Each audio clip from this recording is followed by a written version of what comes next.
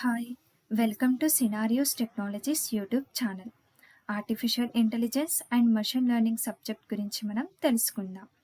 ఈ క్లాసెస్ వింటే బిగినర్స్ కూడా ఈజీగా ఈ సబ్జెక్ట్ని నేర్చుకోవచ్చు. సో ఈ సెషన్లో మనము సిలబస్ ఏమేమి ఉంది అనేది చూద్దాము, అలాగే ఇంట్రడక్షన్ డిస్కస్ చేద్దాం. So first syllabus, introduction to AI and ML. ఫస్ట్ మనం ఇంట్రడక్షన్ అనేది డిస్కస్ చేద్దాం. ఈ ఇంట్రడక్షన్లో వచ్చేసి మనము what is AI and ML, why we are using this subject and అలాగే అప్లికేషన్స్ గురించి డిస్కస్ చేద్దాం.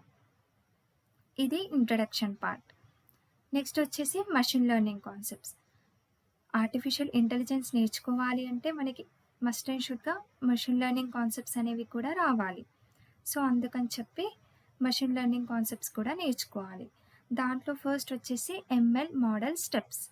ఒక మషిన్ని మనం బిల్డ్ చేయాలి అంటే మనకు ఖచ్చితంగా కొన్ని స్టెప్స్ అనేవి అవసరం అవుతాయి. సో ఆ స్టెప్స్ ఏంటి అనేవి మనము ఇక్కడ డిస్కస్ చేద్దాం. నెక్స్ట్ వచ్చేసి నంపై అండ్ పాండాస్. సో ఇవి మనకి డేటా ప్రీ ప్రాసెసింగ్కి మనము యూజ్ చేయడం జరుగుతుంది. విత్ ప్రోగ్రామ్స్తో మనము వాటి గురించి కూడా తెలుసుకుందాం. నెక్స్ట్ వచ్చేసి మ్యాట్ ప్లాట్లిబ్. డేటా విజువలైజేషన్కి మనము ఈ లైబ్రరీని యూజ్ చేయడం జరుగుతుంది. నెక్స్ట్ వచ్చేసి క్లాసిఫికేషన్ అండ్ రిగ్రెషన్. క్లాసిఫికేషన్ అంటే ఏంటి, రిగ్రెషన్ అంటే ఏంటి, అలాగే వీటిపైన మనకి ఇంకా డిఫరెంట్ ఆల్గరిథమ్స్ ఉంటాయి. సో వాటి గురించి కూడా మనము తెలుసుకుందాం. నెక్స్ట్ వచ్చేసి ఏఐ కాన్సెప్ట్స్. సో ఇప్పుడు ఎంఎల్ కాన్సెప్ట్స్ అన్నీ ఫినిష్ అయ్యాక మనము ఏఐ కాన్సెప్ట్స్ని డిస్కస్ చేద్దాం. దీంట్లో ఫస్ట్ వచ్చేసి వాట్ ఈజ్ ఏజెంట్. ఏజెంట్ అంటే ఏంటి, మనకి ఎన్ని టైప్స్ ఆఫ్ ఏజెంట్స్ అనేవి ఉన్నాయి అనేవి ఇక్కడ డిస్కస్ చేద్దాం. నెక్స్ట్ వచ్చేసి సర్చ్ ఆల్గరిథమ్స్. ఈ సర్చ్ ఆల్గరిథమ్స్లో మనకి డిఎఫ్ఎస్ ఆల్గరిథం, బిఎఫ్ఎస్ ఆల్గరిథం, అలాగే ఏఓ స్టార్ ఆల్గరిథం, ఏ స్టార్ ఆల్గరిథం ఉంటాయి. సో వాటి గురించి కూడా మనం తెలుసుకుందాం. అలాగే గేమ్ ప్లేయింగ్ ఆల్గరిథమ్స్ ఉంటాయి, వాటి గురించి కూడా మనం డీటెయిల్గా డిస్కస్ చేద్దాం. నెక్స్ట్ వచ్చేసి NLP. What is NLP and real టైంలో మనకి ఇది ఏ రకంగా అప్లికబుల్ అవుతుంది అనేది ఇక్కడ తెలుసుకుందాం. నెక్స్ట్ వచ్చేసి నాలెడ్జ్ రిప్రజెంటేషన్. మనకి ఆర్టిఫిషియల్ ఇంటెలిజెన్స్లో నాలెడ్జ్ రిప్రజెంటేషన్ అనేది డిఫరెంట్ వేస్లలో ఉంటుంది. సో దాని గురించి కూడా మనం తెలుసుకుందాం. And finally AI tools. మనకి different types of AI tools అనేవి అవైలబుల్ ఉన్నాయి. సో ఒక్కొక్క టూల్ అనేది మనకి ఎందుకు యూజ్ అవుతుంది, ఆ టూల్ని యూజ్ చేయడం వల్ల మనకి బెనిఫిట్ ఏంటిది అనేది మనము డిస్కస్ చేద్దాం. సో ఇది మన ఓవరాల్ సిలబస్. సో ఇప్పుడు ఫస్ట్ వచ్చేసి మనము ఇంట్రడక్షన్ డిస్కస్ చేద్దాం. ఇంట్రడక్షన్లో first what is AI and ML and why we are using this subject అనేది తెలుసుకుందాం. అలాగే applications is nothing but real టైంలో మనము ఎలాంటి సాఫ్ట్వేర్స్లలో, ఎలాంటి యాప్స్లలో యూజ్ చేస్తున్నాం అనేది తెలుసుకుందాం. అలాగే బెస్ట్ కెరియర్ స్కోప్స్. ఈ సబ్జెక్ట్ నేర్చుకోవడం వల్ల మనకి కెరియర్ ఆపర్చునిటీస్ అనేవి ఏ రకంగా ఉన్నాయి అనేది డిస్కస్ చేద్దాం. ఫస్ట్ వచ్చేసి prerequisites. Before learning about artificial intelligence you must have the fundamental knowledge of following so that you can understand the concepts easily. అంటే మనం ఈ సబ్జెక్ట్ నేర్చుకోవాలి అంటే ఫస్ట్ ఆఫ్ ఆల్ మనకి కొంచెం బేసిక్ నాలెడ్జ్ అనేది ఉండాలి. వేటిపైన అనంటే ఇక్కడ చూడండి, any computer language such as C కావచ్చు, C++ కావచ్చు, జావా కావచ్చు, ఆర్ పైథాన్. అంటే ఏదైనా ఒక ప్రోగ్రామింగ్ లాంగ్వేజ్ అనేది మనకి ముందే వచ్చి ఉండాలి. పైథాన్ అనేది నేర్చుకుంటే it will be is an advantage అని చెప్పచ్చు. ఎందుకు అంటే మనం ఆల్గరిథమ్స్ని ఇంప్లిమెంట్ చేసేటప్పుడు మనం ఏదైనా ఒక ప్రోగ్రామింగ్ లాంగ్వేజ్ని యూజ్ చేసి ఇంప్లిమెంట్ చేస్తాం. సో అందుకని చెప్పి మనకి ప్రోగ్రామింగ్ లాంగ్వేజ్ అనేది నెసెసరీగా రావాలి. నెక్స్ట్ వచ్చేసి knowledge of essential mathematics such as derivatives, probability theory etcetera.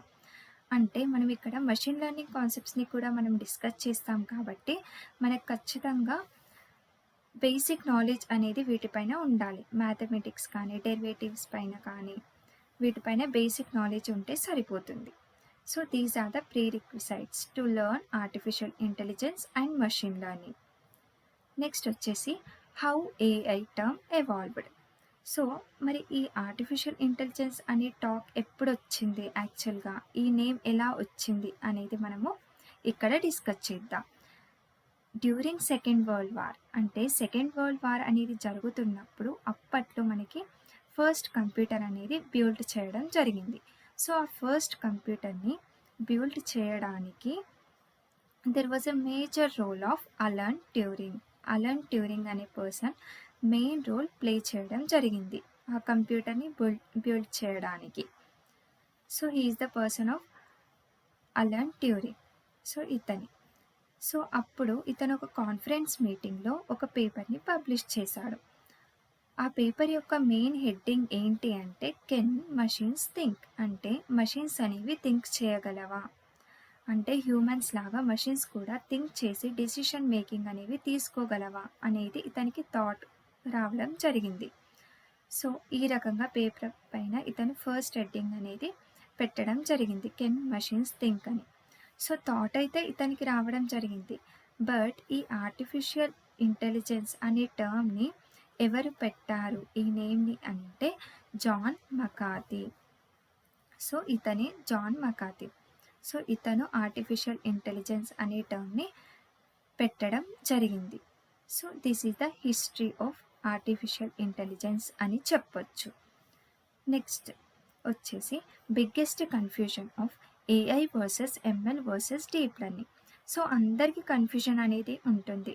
What is artificial intelligence, what is a machine learning, what is a deep learning అని చెప్పి. సో ఇప్పుడు మనము వీటి గురించి క్లియర్గా డిస్కస్ చేద్దాం రియల్ టైమ్ ఎగ్జాంపుల్స్తో.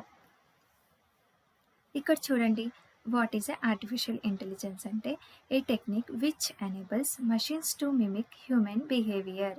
అంటే ఒక మషిన్ ఆర్ ఒక మోడల్ అనేది సేమ్ హ్యూమన్ బిహేవియర్ని మిమిక్ చేయడం. మిమిక్ ఇన్ ద సెన్స్ ఏంటి, ఇక్కడ మిమిక్ అంటే ఇమిటేట్ చేయడం. ఒక మషిన్ ఆర్ ఒక మోడల్ అనేది సేమ్ హ్యూమన్ బిహేవియర్ని ఇమిటేట్ చేస్తే దాన్నే మనము ఆర్టిఫిషియల్ ఇంటెలిజెన్స్ అని చెప్తాము. దీనికి రియల్ టైమ్ ఎగ్జాంపుల్ చెప్పాలి అంటే స్మార్ట్ ఫోన్స్ అనుకోండి. ఇప్పుడు అందరం స్మార్ట్ ఫోన్స్ మనం యూజ్ చేస్తున్నాం. సో స్మార్ట్ ఫోన్స్లలో virtual personal assistances like Siri కానీ ఆర్ గూగుల్ అసిస్టెంట్స్ కానీ ఆర్ అలెక్సా కానీ, సో ఇవన్నీ కూడా మనకి ఏ రకంగా యూజ్ అవుతున్నాయి. ఇప్పుడు ఫర్ ఎగ్జాంపుల్ గూగుల్ అసిస్టెంట్స్ ఉంది కదా. గూగుల్ అసిస్టెంట్స్ ఏం చేస్తుంది, యూజర్ ఏదైనా క్వశ్చన్ని అడిగినప్పుడు దానికి రిలేటెడ్ ఆన్సర్ని రిప్లై ఇవ్వడం అనేది జరుగుతుంది. ఫర్ ఎగ్జాంపుల్ ఇప్పుడు నేను వాట్ ఈస్ టైమ్ నౌ అని అడిగితే అది మనకి ఎగ్జాక్ట్ టైం అనేది చెప్తుంది. అంటే అక్కడ ఇంటెలిజెంట్గా ఆలోచించి మనకి కరెక్ట్ ఆన్సర్ అనేది ఇవ్వడం జరుగుతుంది. So this is one of the best example for AI system అని చెప్పొచ్చు. నెక్స్ట్ వచ్చేసి మషిన్ లెర్నింగ్. మషిన్ లెర్నింగ్ అంటే ఏంటి, machine learning is a subset of artificial intelligence technique which use statistical methods to enable machines to improve with experiences. అంటే machine లెర్నింగ్లోనే మనకి meaning ఉంది. ఇప్పుడు machine learning అనే సెంటెన్స్ని మీరు 2 words లాగా డివైడ్ చేయండి. మషిన్ లెర్నింగ్ అంటే ఒక మషిన్ ఆర్ మోడల్ని మనం ఇక్కడ కొన్ని ఆల్గరిథమ్స్ని యూజ్ చేసి ట్రైన్ చేయడం అనేది జరుగుతుంది. అంటే అక్కడ మషిన్ అనేది నేర్చుకుంటుంది. సో మషిన్ అనేది ట్రైన్ అవుతూ తన అక్యురసీ అనేది ఇంప్రూవ్ చేసుకుంటూ ఉంటుంది. So that is nothing but A machine learning అని చెప్పొచ్చు. దీనికి ఎగ్జాంపుల్ చెప్పాలి అంటే predictive text on your smart phones. ఇప్పుడు అందరూ స్మార్ట్ ఫోన్స్ని యూజ్ చేస్తున్నారు. సో స్మార్ట్ ఫోన్స్లలో కీబోర్డ్ అనేది మనం యూజ్ చేస్తాం కదా. కీబోర్డ్లో మీరు ఒక్క లెటర్ని టైప్ చేయగానే పైన మీకు కొన్ని వర్డ్స్ని కీబోర్డ్ అనేది సజెస్ట్ చేయడం జరుగుతుంది. So that is nothing but అది ఎలా మనకి సజెస్ట్ చేస్తుంది అని అంటే మన యొక్క ప్రీవియస్ టెక్స్ట్ బిహేవియర్ని కీబోర్డ్ అనేది రికాగ్నైజ్ చేసుకుంది, అంటే నేర్చుకున్న తర్వాత మనకి నెక్స్ట్ టైం ఆ ప్యాటర్న్స్ని చూపించడం అనేది జరుగుతుంది. సో ఈ రకంగా this is one of the example for machine learning అని చెప్పొచ్చు. నెక్స్ట్ వచ్చేసి డీప్ లెర్నింగ్.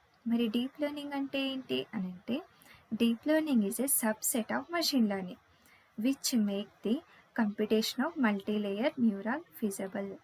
అంటే డీప్ లెర్నింగ్ అనేది మషిన్ లెర్నింగ్ యొక్క సబ్సెట్ అని చెప్తున్నాము. అలాగే ఇది మెయిన్గా మల్టీలేయర్ న్యూరల్ నెట్వర్క్ని కంప్యూటేషన్కి యూజ్ అవుతుంది. ఇక్కడ మల్టీ లేయర్ న్యూరల్ నెట్వర్క్ అంటే ఏంటిది అనంటే, ఈ డీప్ లెర్నింగ్ అనేది మెయిన్‌గా ఈచ్ ఇండివిడ్యువల్‌ని ఐడెంటిఫై చేసి వెరిఫై చేస్తుంది. సో, అందుకే ఇక్కడ మనం మల్టీ లేయర్ న్యూరల్ నెట్వర్క్ అని చెప్పాము. దీనికి ఎగ్జాంపుల్ చెప్తాను వినండి. ఇప్పుడు మనం అందరం కూడా స్మార్ట్ ఫోన్స్‌కి ఫేస్ లాక్ కానీ, ఫింగర్ ప్రింట్ లాక్ కానీ పెట్టుకోవడం అనేది జరుగుతుంది. సో, అదంతా ఎలా జరుగుతుంది? ఫేస్ లాక్ అనేది ఎలా ఓపెన్ అవుతుంది స్మార్ట్ ఫోన్‌కి అనంటే, with the help of using deep learning algorithms. అంటే ఈచ్ పర్సన్ యొక్క ఇండివిడ్యువల్ లేయర్‌ని ఇది ఐడెంటిఫై చేసి వెరిఫై చేస్తుంది. సో, ఈ రకంగా మనకి డీప్ లెర్నింగ్ ఆల్గోరిథమ్స్ అనేవి యూజ్ అవ్వడం జరుగుతుంది. సో, ఇది ఆర్టిఫిషియల్ ఇంటెలిజెన్స్ అంటే ఏంటి? మెషిన్ లెర్నింగ్ అంటే ఏంటి? అండ్ డీప్ లెర్నింగ్ అంటే ఏంటి? అనేది తెలుసుకుందాం. సో, ఇప్పుడు నెక్స్ట్ స్లైడ్‌లోకి వెళ్ళిపోదాం. చూడండి, గూగుల్ అసిస్టెంట్స్. ఇందాక మనం ఇదే ఎగ్జాంపుల్ డిస్కస్ చేసాము ఆర్టిఫిషియల్ ఇంటెలిజెన్స్‌కి. నెక్స్ట్ వచ్చేసి ప్రిడిక్టివ్ టెక్స్ట్ అంటే ఇక్కడ కీబోర్డ్ ఉంది కదా! కీబోర్డ్‌లో మనకి పైన వర్డ్స్ అనేవి సజెస్ట్ చేయడం జరుగుతుంది. టీహెచ్, ద, థాంక్స్ అని చెప్పి. So, this is nothing but a predictive text on your smart phones.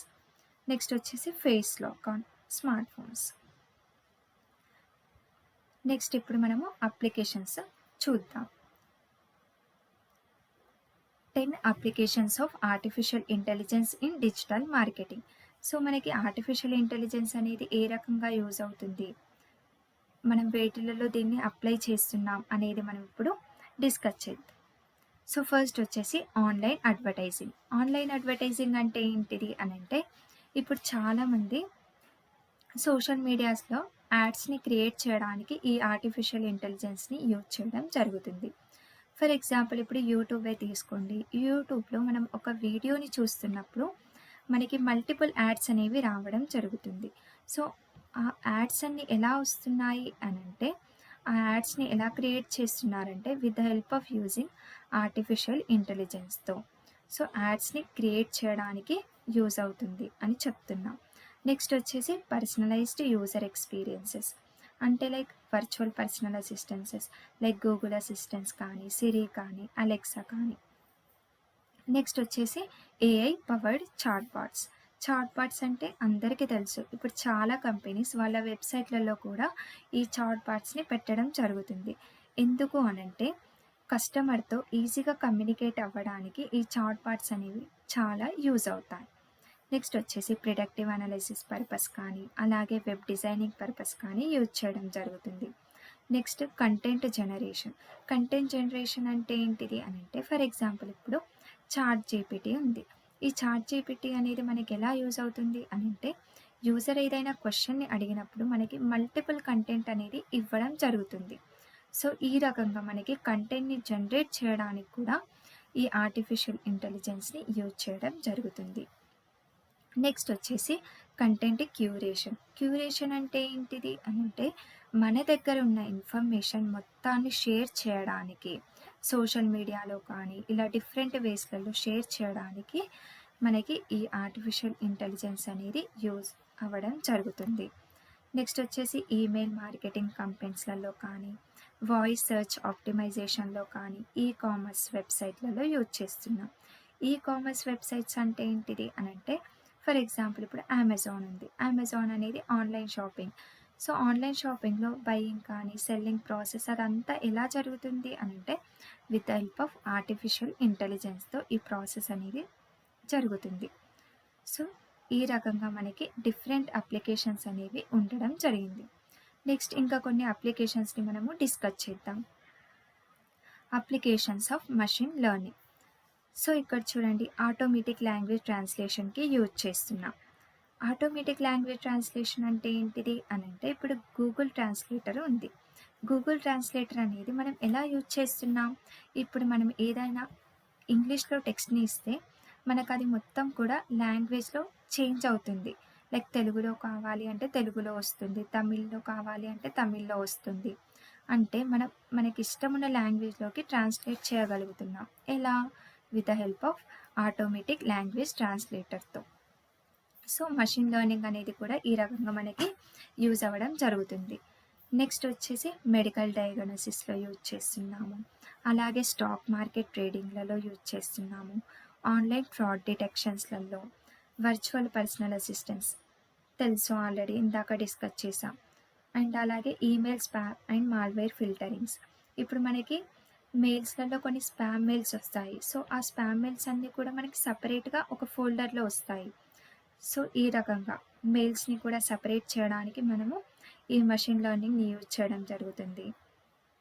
Next వచ్చేసి సెల్ఫ్ డ్రైవింగ్ కార్స్లలో యూజ్ చేస్తున్నాం. అలాగే ప్రోడక్ట్ రికమెండేషన్ అంటే ఏంటిది అని అంటే, ఇప్పుడు ఫ్లిప్కార్ట్ ఉంది అనుకోండి, ఏదైనా ఒక ప్రోడక్ట్ పైన ఉంటే ఆ ప్రోడక్ట్కి సంబంధించిన రిలేటెడ్ ప్రోడక్ట్స్ అనేవి మనకి కింద చూపించడం జరుగుతుంది.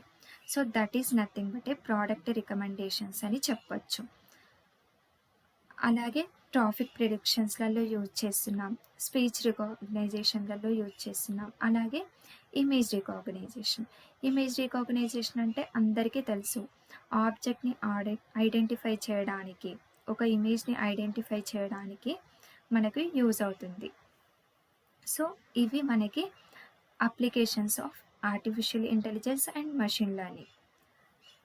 నెక్స్ట్ వచ్చేసి ఇప్పుడు మనము బెస్ట్ కెరియర్ స్కోప్స్. మరి ఈ సబ్జెక్ట్ నేర్చుకోవడం వల్ల మనకి ఎలాంటి కెరియర్ ఆపర్చునిటీస్ ఉన్నాయి అనేది మనం ఇప్పుడు డిస్కస్ చేద్దాం. Machine learning engineer. So artificial intelligence and machine learning నేర్చుకోవడం వల్ల మనకి మెషిన్ లెర్నింగ్ ఇంజనీర్ రోల్కి ఎలిజిబుల్ అవుతారు. బట్ ఇవి రెండే వస్తే సరిపోతుందా అనుకుంటే కాదు, మనకి మస్ట్ అండ్ షుడ్గా ఒక ప్రోగ్రామింగ్ లాంగ్వేజ్ అనేది రావాలి. సో పైథాన్ అనుకోండి, పైథాన్, అలాగే పైథాన్లో కొన్ని లైబ్రరీస్ ఉంటాయి, NumPy అండ్ Pandas, వాటి గురించి రావాలి. అండ్ మెషిన్ లెర్నింగ్ ఆల్గరిథమ్స్లో మనకి చాలా డెప్త్ నాలెడ్జ్ అనేది ఉండాలి. సో అలాంటి వాళ్ళు మెషిన్ లెర్నింగ్ ఇంజనీర్ రోల్కి ఎలిజిబుల్ అవుతారు. నెక్స్ట్ వచ్చేసి డేటా సైంటిస్ట్ అవ్వాలి అని అంటే artificial intelligence, machine learning and deep learning, అలాగే ప్రోగ్రామింగ్ లాంగ్వేజ్ అనేది రావాలి. సో అప్పుడు మనకి డేటా సైంటిస్ట్ రోల్కి ఎలిజిబుల్ అవుతారు. నెక్స్ట్ వచ్చేసి artificial intelligence research scientist. So ఈ రోల్కి ఎలిజిబుల్ అవ్వాలి అని అంటే ఖచ్చితంగా ఆర్టిఫిషియల్ ఇంటెలిజెన్స్లో చాలా డెప్త్ నాలెడ్జ్ అనేది ఉండాలి మనకి. నెక్స్ట్ వచ్చేసి గేమ్ డెవలపర్ అవ్వాలి అని అంటే మనకి ఆర్టిఫిషియల్ ఇంటెలిజెన్స్లో కొన్ని గేమ్ ప్లేయింగ్ ఆల్గరిథమ్స్ ఉంటాయి, వాటి గురించి చాలా డెప్త్ నాలెడ్జ్ అనేది ఉండాలి. పాత్ ఫైండింగ్ ఆల్గరిథమ్స్ అని చెప్పి ఉంటాయి. సో అలాగే పైథాన్ ప్రోగ్రామింగ్ లాంగ్వేజ్ అనేది కూడా రావాలి. సో అలాంటి వాళ్ళు AI గేమ్ డెవలపర్ రోల్ కూడా ఎలిజిబుల్ అవుతారు. నెక్స్ట్ వచ్చేసి న్యాచురల్ లాంగ్వేజ్ ప్రాసెసింగ్ ఇంజనీర్ అంటే NLP ఇంజనీర్. సో ఈ రోల్కి ఎలిజిబుల్ అవ్వాలి అంటే పైథాన్ మ్యాండేటరీగా రావాలి. అలాగే కొన్ని statistical analysis, machine learning methods ఉంటాయి, సో అవి కూడా మనకి రావాలి. అలాగే టెక్స్ట్ రిప్రజెంటేషన్ టెక్నిక్స్ ఉంటాయి ఆర్టిఫిషియల్ ఇంటెలిజెన్స్లో. సో మెయిన్గా ఈ ఆర్టిఫిషియల్ ఇంటెలిజెన్స్లో NLP టాపిక్ ఉంటుంది. సో ఆర్టిఫిషియల్ ఇంటెలిజెన్స్లో చాలా నాలెడ్జ్ అనేది ఉండాలి. సో అలాంటి వాళ్ళు NLP ఇంజనీర్ కూడా అవ్వచ్చు. So these are the best career opportunities by learning artificial intelligence and machine learning అని చెప్పొచ్చు. I hope you all understood this class. Thank you.